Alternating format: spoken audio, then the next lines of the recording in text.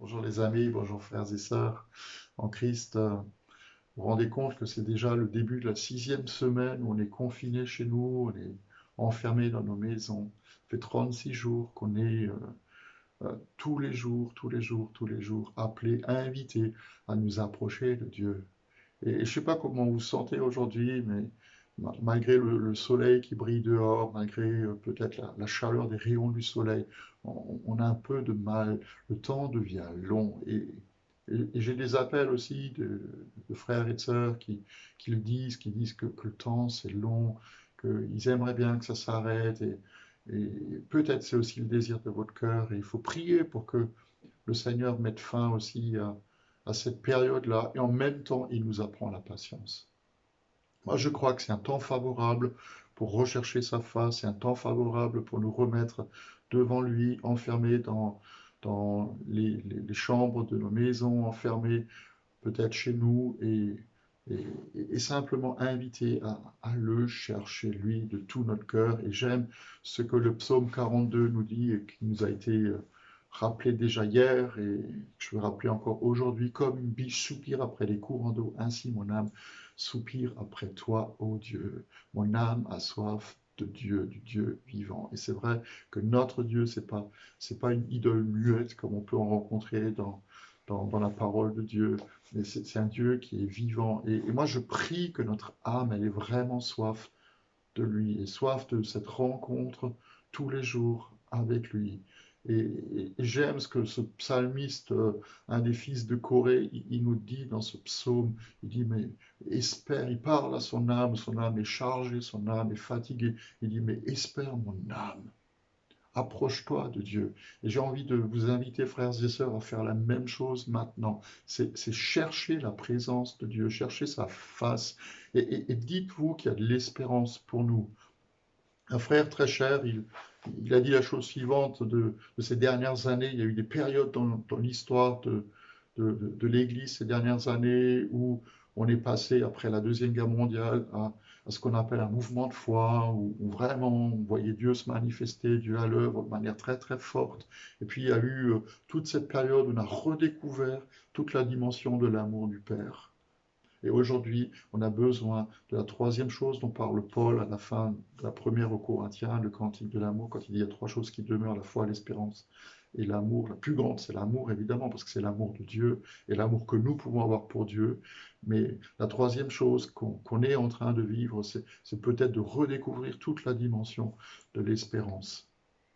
L'espérance que nous pouvons placer en notre Dieu. Alors que notre âme, elle est soif du Dieu vivant.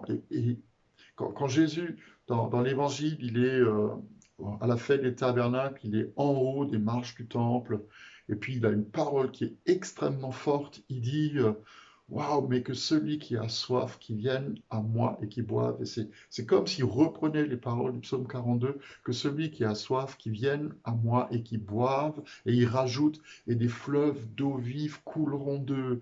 Il y a des choses qui ont besoin à la fois d'entrer en nous parce qu'on se désaltère à la source de la vie, qui est notre Dieu, qui est sa parole, qui est sa présence. Mais il y a aussi des choses qui ont besoin de sortir de nous, aussi pour servir à la guérison des nations. Et vous savez comme moi combien nos nations, combien aussi notre pays a besoin d'être guéri, a besoin d'être libéré aussi de cette pandémie.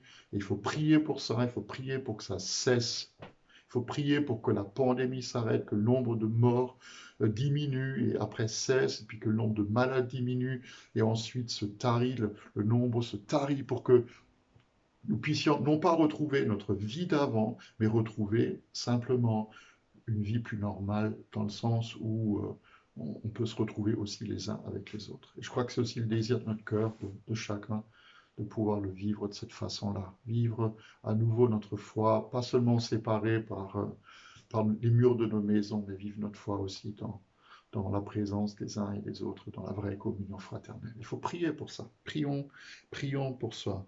Et le psalmiste, il dit: mais pourquoi est-ce que tu es abattu, mon âme? Espère en Dieu.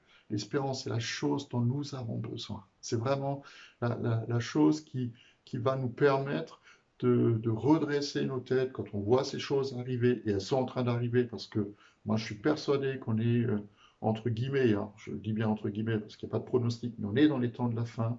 Mais quand on voit ces choses arriver, il faut qu'on se redresse, qu'on lève les yeux, qu'on relève la tête et qu'on voit cette espérance qui est en train de poindre à l'horizon. Et le psalmiste, il est là, au pied du mont Hermon, loin de Jérusalem, loin du temple, loin de la maison de l'Éternel. Et la tentation est grande pour lui de regarder en arrière, de se dire, bah waouh, autrefois c'était tellement mieux. Mais aujourd'hui, il y a autre chose.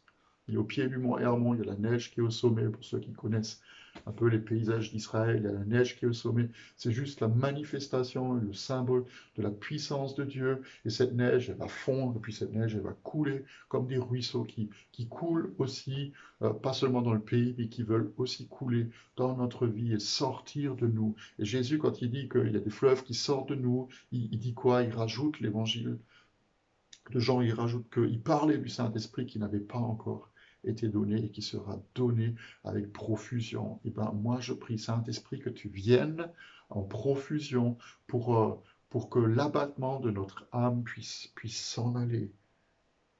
Pour que l'abattement, la fatigue, la charge qui pèse sur nous, aussi sur nos corps, et il faut prier pour nos malades, mais que la charge qui pèse sur nous, elle nous soit enlevée de la part de celui qui est tout-puissant, de la part de notre Dieu, que notre âme ait soif de Dieu, du Dieu vivant.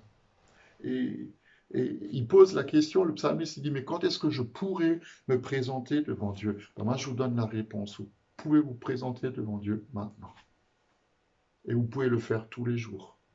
Et moi, je vous conseille vraiment tous les jours de, de vous saisir des occasions et des moments que le Seigneur nous donne, déjà pour grandir parce qu'on est enfermé chez soi, mais pour nous approcher de lui, pour prendre par exemple chaque jour un petit temps, on va lire un texte de la parole, un psaume ou un chapitre de l'évangile et lire un évangile de manière suivie, se prendre du temps pour nous placer dans le silence devant le Seigneur et prier, se prendre du temps un peu, pas obligé que ça dure des heures si vous n'avez pas l'habitude, mais de se prendre du temps pour réfléchir à ce qui se passe en nous, ce qui se passe autour de nous, et surtout aussi à prier les uns pour les autres. Juste à, à, à répandre notre vie comme l'eau, à répandre notre vie devant le Seigneur. Et on réalisera, je suis persuadé, quand on est dans cette présence, un peu comme le psalmiste, il dit, waouh, mais autrefois c'était bien, j'aimerais bien revivre ça. Et il va réaliser que finalement, c'est pas si mal que ça d'être là où il est. Et je nous le dis aussi pour nous, c'est pas une mauvaise chose que nous soyons là où nous sommes et que nous vivions les moments que nous vivions, sauf évidemment si on est malade ou à l'hôpital, ou alors affecté aussi par rapport à notre travail ou par rapport à notre argent, par tout ce qui se passe. Mais c'est pas si mal que ça d'être là et de pouvoir chercher notre Dieu. Et c'est peut-être aussi l'expérience que les uns et les autres on peut faire. Autrefois, je chantais ces louanges du psalmiste au verset 9, j'adressais mes prières au Dieu de ma vie. Mais qu'est-ce qui nous empêche de continuer de le faire? Qu'est-ce qui nous empêche de continuer à chercher, à, à adorer, à louer notre Dieu? Pas pour essayer de gagner quelque chose, mais juste parce que ça nous fait du bien d'être dans sa présence. Juste parce que ça nous fait du bien de savoir qu'on est dans sa main et qu'il veille sur nous. Et c'est vrai qu'on est peut-être entouré aussi, comme le psalmiste, de gens qui disent, mais il est où ton Dieu? Et ça peut être contagieux aussi, comme le virus, ça peut être contagieux dans le sens, il est où ton Dieu? Que nous-mêmes, on finit par entendre cette question et se la poser à nous-mêmes. Mais il est où mon Dieu? Mais mon frère et ma sœur, mon Dieu, il est là à côté de toi. Par son esprit, il vit en toi. Et de la même façon, il est à côté de moi et par son esprit, il vit en moi.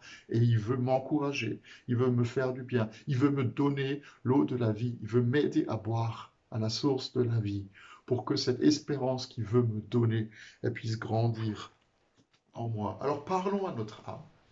Parlons aussi à notre Dieu. Disons à notre Dieu, mais oui, je crois en toi, j'ai espérance en toi. Et rappelez-vous, ces deux versets, les deux versets sont répétés deux fois dans ce psaume. C'est pourquoi être abattu mon âme et gémir en moi, espère en Dieu, car je louerai encore, il est mon salut. Et mon Dieu, ça c'est le verset 6 qui le dit, et il conclut le psaume de la même façon. Pourquoi être abattu mon âme, pourquoi gémir en moi? Espère en Dieu, car je le louerai encore. Il est mon salut et il est mon Dieu. Et bien qu'il soit aussi notre salut et notre Dieu à la fin de cette journée, et demain, et après-demain, et tous les jours de notre vie. Continuons à vivre de la foi, de l'amour du Père, l'amour les uns pour les autres, et de l'espérance qu'il met en nous. Bonne fin de journée à vous. Et je vous donne rendez-vous demain, de nouveau pour un petit temps de méditation.